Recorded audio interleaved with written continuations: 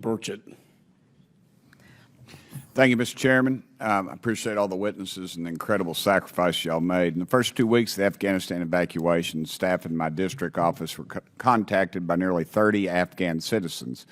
Of those 30, we were able to get 15 out. A year and a half later, 5 others are still waiting on special immigration visas in Afghanistan. We don't know what happened to the others. A young lady in my office, Madison Heinschen, worked around the clock on that. I say around the clock. With the State Department checking out at 6 o'clock, a lot of the calls remained unanswered. And on August 26, as you know, a suicide bomber attacked innocent civilians near the Hamid Karzai International Airport in Kabul. 182 people were killed, including 13 U.S. service members. One of those service members was my constituent, Army Staff Sergeant Ryan Knaus. That's his picture right there. I know Ryan's mama and daddy and stepmama and his family, and they're just wonderful people. We live in the same community there in Knoxville, and they're dear friends of mine. And Staff Sergeant Knaus was transported to hospital where he was pronounced dead. He is listed as the last casualty of war in Afghanistan and was laid to rest in Arlington National Cemetery. I attended that funeral. Mr. Gunderson, you're one of the first individuals on the scene to provide medical assistance, and of course there's a chance that you did so for Staff Sergeant Knaus. I know I speak for me and the rest of the good folks in East Tennessee and his family, and we thank you for that, brother.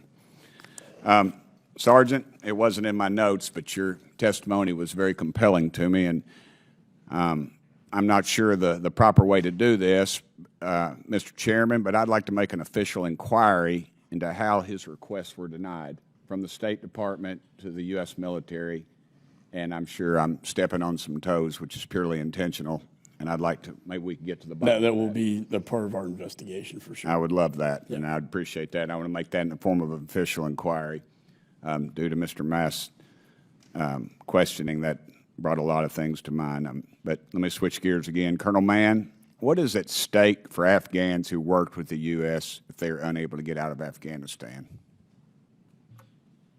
Congressman, I wish you had time to ask every one of these people sitting behind me, because they're leading groups right now that are still on the phone talking to Afghan commandos, Afghan Special Forces, COS-QTEHA, Special Mission Units, the National Mine Reduction Group, who went in front of IEDs as we went on missions. These people are being hunted down systematically, methodically, by the Taliban. Most of their homes of records have been compromised. Their records have been compromised. They've been ratted out in large degrees.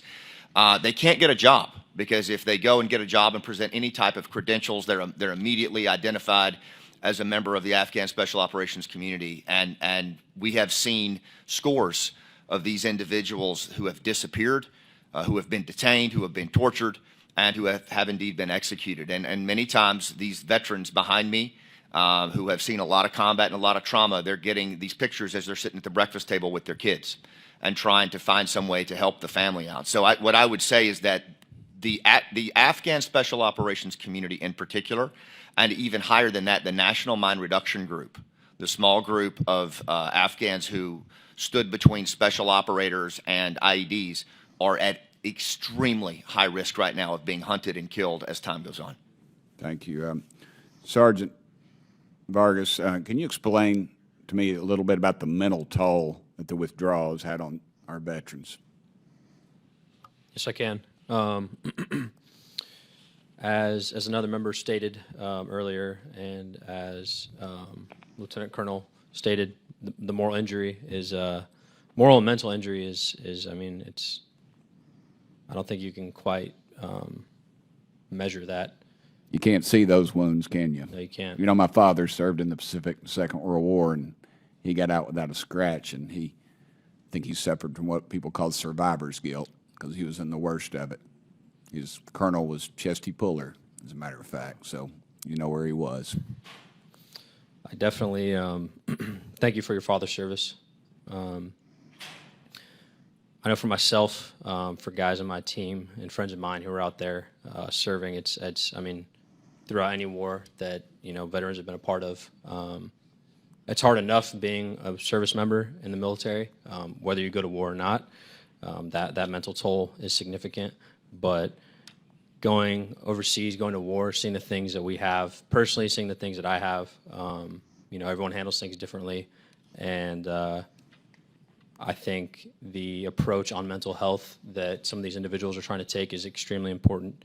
I know for myself, the reason that I am here today and continue to have, from the day that I woke up in Walter Reed, and have continued to be vocal about the things that my men and women have experienced to serve next to me, is because I have the ability to speak about those things that I've experienced. So it's my responsibility, as long as everyone else involved in here in this committee, to continue to advocate and vouch for those individuals involved.